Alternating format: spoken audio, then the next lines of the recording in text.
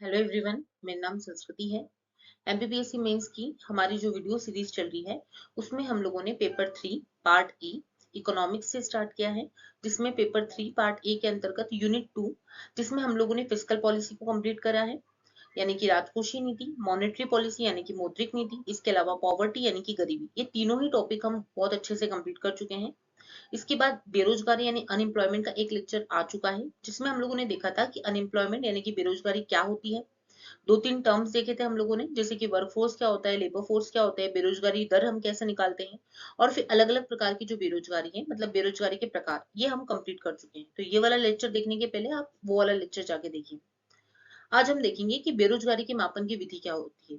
तो हम ये देखते हैं कि लास्ट लेक्चर में मैंने बताया था कि भारत में बेरोजगारी का मापन कौन करता है। तो एनएसएसओ जो है वो भारत में बेरोजगारी का मापन करता है। बेरोजगारी के मापन की तीन विधियां होती है। एक होता है सामान्य परिस्थिति यानी कि यूजुअल स्टेटस, एक होता है साप्ताहिक परिस्थिति यानी कि वीकली स्टेटस, और एक होता है दैनिक परिस्थिति यानी कि डेली स्टेटस। अगर हम सामान्य परिस्थिति की बात करें तो कोई व्यक्ति अगर पूरे एक वर्ष में 163 दिन या उससे अधिक का रोजगार प्राप्त करता है तो उसे बेरोजगार नहीं माना जाएगा। अगर हम देखें साप्ताहिक परिस्थिति यानी कि वीकली स्टेटस, तो अगर कोई व्यक्ति एक सप्ताह में 1 घंटे या उससे ज्यादा का काम कर रहा है तो उसे हम बेरोजगार नहीं बोलेंगे। और अगर हम दैनिक यानी कि डेली बेसिस पे देखें कि कोई बेरोजगार है या नहीं, तो एक व्यक्ति अगर एक दिन में 4 घंटे या उससे ज्यादा का काम कर रहा है तो उसे बेरोजगार नहीं बोलेंगे, बल्कि उसे पूर्ण रोजगार प्राप्त है, ऐसा कहा जाता है। तो बेरोजगारी के मापन की तीन विधि होती है। अगर आपको पूरे एक वर्ष का देखना है तो आप सामान्य परिस्थिति के हिसाब से देखेंगे कि कोई व्यक्ति 163 दिन या उससे अधिक अगर काम कर रहा है तो बेरोजगार नहीं है। अगर हमको सप्ताह के आधार पे देखना है तो हम देखेंगे कि एक सप्ताह में अगर 1 घंटे या उससे ज्यादा का काम कर रहा है तो बेरोजगार नहीं है। और अगर हम डेली बेसिस पे देखना चाहते हैं तो ये देखेंगे कि एक दिन में अगर कोई व्यक्ति 4 घंटे या उससे ज्यादा का काम करता है तो वो बेरोजगार नहीं है। इस प्रकार बेरोजगारी मापन की तीन विधियां हैं। आगे बढ़ते हैं। अब हमें ये देखना है कि बेरोजगारी के कारण क्या है। ठीक है, अनएम्प्लॉयमेंट जो है वो भारत में क्यों है। तो उसका सबसे बड़ा कारण तो हमको यही देखने को मिलता है, जनसंख्या विस्फोट। ठीक है, देश में जनसंख्या वृद्धि इतनी ज्यादा है कि बेरोजगारी जो है वो बढ़ते जा रही है, क्योंकि जिस दर से जनसंख्या बढ़ रही है उस ही दर से जो है वो अर्थव्यवस्था में जो है वो नई नई नौकरियां नहीं आ पा रही। ठीक है, मतलब जितनी तेजी से जनसंख्या बढ़ रही है, क्या उतनी तेजी से नई नई नौकरियां जो है वो उत्पन्न हो रही है क्या, नहीं। तो इसलिए जो है वो जनसंख्या विस्फोट एक कारण हो सकता है, मतलब हमारे यहाँ जितने लोग हैं उसकी तुलना में नौकरियां उतनी है क्या, नहीं है। तो बेरोजगारी का एक कारण क्या है, सबसे बड़ा है जनसंख्या विस्फोट। दूसरा कारण है रोजगार परक शिक्षा की कमी। हमारे यहाँ जो शिक्षा है वो हम सब जानते हैं कि कैसे शिक्षा होती है, कि हम जो पढ़ाई कर रहे हैं उसमें रटाया जाता जाता है। ठीक है, रोजगार परक शिक्षा नहीं दी जाती है कि आगे जाके बच्चा जो है वो कोई ना कोई कोई अपना उद्योग स्थापित कर सके, ठीक है ना, या अपना कोई रोजगार जो है वो ले सके। तो रोजगार परक शिक्षा नहीं है हमारे यहाँ, उसकी कमी है। ठीक है, इसलिए बड़ी बड़ी डिग्री लेने के बाद भी जो है वो जॉब वगैरह इतने अच्छे से नहीं मिल पाती, क्योंकि बच्चे में जो है वो स्किल्स ही नहीं है। ठीक है, बच्चा जो है वो उसकी नॉलेज उसको अच्छे से है ही नहीं, जो उसने पढ़ाई भी की उसकी नॉलेज अच्छे से नहीं है, इसलिए हमको रोजगार परक शिक्षा देनी पड़ेगी। तो उसकी कमी है बेरोजगारी का एक कारण। तीसरा है अकुशल मानव शक्ति, वही मैंने बताया, स्किल नहीं है हमारे पास। कृषि का पिछड़ापन और अत्यधिक श्रम बल नियोजित है। ठीक है, अभी भी एग्रीकल्चर कैसा है, पिछड़ा है, और उस वो भी एक कारण है बेरोजगारी का। ठीक है, इसके अलावा है सरकारी क्षेत्र में घटते रोजगार। हम सब जानते हैं कि जितनी जनसंख्या बढ़ रही है उसकी तुलना में गवर्नमेंट वैकेंसी कितनी कम होती है। ठीक है, तो सरकारी क्षेत्र में रोजगार घट रहा है। इसके अलावा श्रम गहन उद्योगों का पिछड़ापन।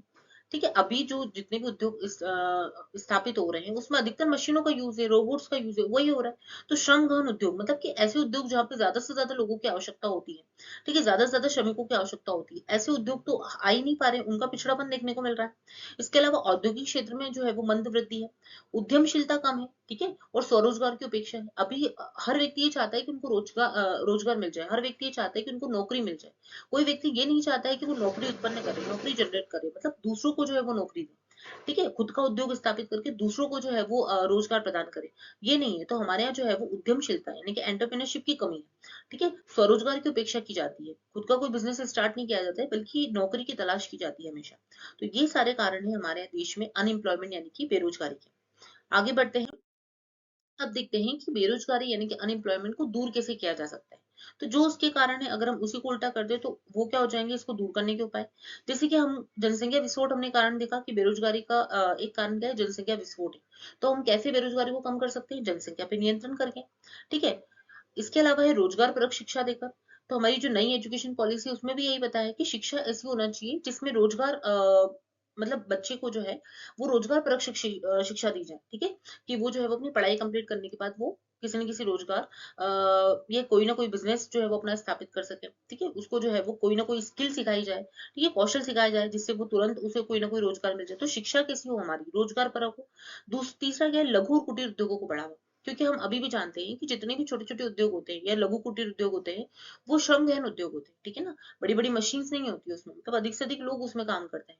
तो हमको क्या करना है, लघु और कुटीर उद्योगों को बढ़ावा देना है, ठीक है। इसके अलावा श्रम कानूनों में सुधार करना है हमको, लेबर लॉज जो है उसमें सुधार करना पड़ेगा, उद्योगों की स्थापना के लिए साख विपणन और तकनीकी सहायता, ठीक है, क्योंकि आधे से ज्यादा जो है वो हमारे यहाँ स्वरोजगार क्यों नहीं स्थापित हो पाते, क्योंकि बहुत ज्यादा बड़े बड़े नियम है, ठीक है, बहुत सारी जो है वो मतलब की प्रक्रिया इतनी जटिल है कि कोई भी जो है वो अपना खुद का रोजगार स्थापित करने के लिए थोड़ा सा पीछे हट जाता है, ठीक है। तो वो सारी चीजों को हम जो है वो इजी कर दें उन लोगों के लिए। इसके अलावा जैसे हम सिंगल विंडो क्लियरेंस, ठीक है, एकल खिड़की की सुविधा दे, कि वहीं पर जो है वो सारी चीजें हो जाए, जैसे कि कोई व्यक्ति उद्योग आसानी से जो है वो स्थापित कर सके।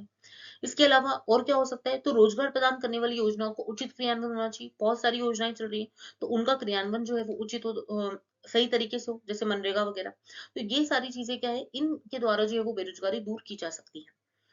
अब हम देखते हैं कि बेरोजगारी को दूर करने के लिए कुछ योजनाएं हैं, ठीक है, जितनी भी योजनाएं रोजगार से रिलेटेड है वो आप इसमें लिख सकते हैं। पर सबसे बड़ी योजना जो है वो हम देखते हैं आज की तारीख में, जो अभी भी उतनी ही रिलेवेंट है, वो है मनरेगा, महात्मा गांधी राष्ट्रीय ग्रामीण रोजगार गारंटी योजना। ये जो मनरेगा योजना है वो कब शुरू हुई थी, 2006 में। पर 2006 में जब ये योजना शुरू हुई थी तब इसका नाम था नरेगा।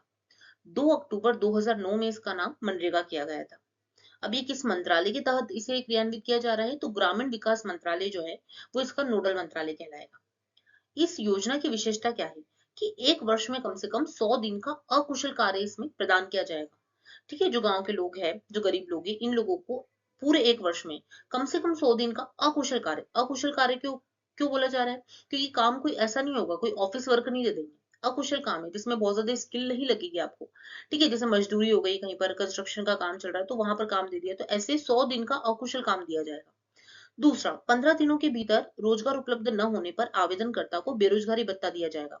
मतलब आपने जो है वो मनरेगा के लिए आवेदन किया है और आपको 15 दिन तक भी कोई काम अगर नहीं मिलता है, तो आपको 15 दिन बाद से जो है वो बेरोजगारी भत्ता मिलना शुरू हो जाएगा। इसके अलावा अगर हम देखें, तो रोजगार जो है वो 5 किलोमीटर के दायरे में, मतलब मनरेगा के तहत रोजगार ऐसा मिलेगा कि जहां व्यक्ति का घर है उसके ही 5 किलोमीटर के दायरे में उसको रोजगार मिलेगा, ऐसा नहीं है कि उसको रोजगार यानी कि नौकरी के लिए जो है वो बहुत दूर जाना पड़ रहा है। इसके अलावा 1/3 लाभार्थी जो है वो महिलाएं होना चाहिए, तो मनरेगा का एक महत्वपूर्ण विशेषता है कि इसमें जितना भी लोग काम कर रहे हैं उसमें से 1/3 जो है वो महिलाएं इसका लाभ ले, ये जो है वो इस महिला के इस मनरेगा जो स्कीम है इसके उद्देश्य है। तो ये सबसे बड़ी योजना है बेरोजगारी के लिए, ठीक है, जो कि आज भी उतनी ही अच्छे से काम कर रही है। इसके अलावा स्टार्टअप इंडिया हम सब जानते हैं, मेक इन इंडिया जो कि 2014 में शुरू हुई थी, प्रधानमंत्री कौशल विकास योजना जो कि 2015 में शुरू हुई है, प्रधानमंत्री स्वनिधि योजना जो कि स्ट्रीट वेंडर्स के लिए शुरू की गई थी 2020 में। इस प्रकार जितनी भी बेरोजगारी से रिलेटेड या फिर जो रोजगार प्रदान करने वाली सरकार की योजना है वो सारी जो है वो इसके अंतर्गत आ सकती है। तो आपको जितनी भी योजना एक्स्ट्रा लग रही है वो आप एक पेज पे इसी के आगे जो है वो नोट कर सकते हैं। इस प्रकार हमारा अनएम्प्लॉयमेंट यानी कि बेरोजगारी वाला टॉपिक पूरी तरीके से कंप्लीट हो गया है। यदि आपको ये लेक्चर अच्छा लगा है तो आप ज्यादा से ज्यादा लोगों को शेयर कीजिए, लाइक कीजिए, कमेंट कीजिए और मेरे चैनल को सब्सक्राइब कीजिए।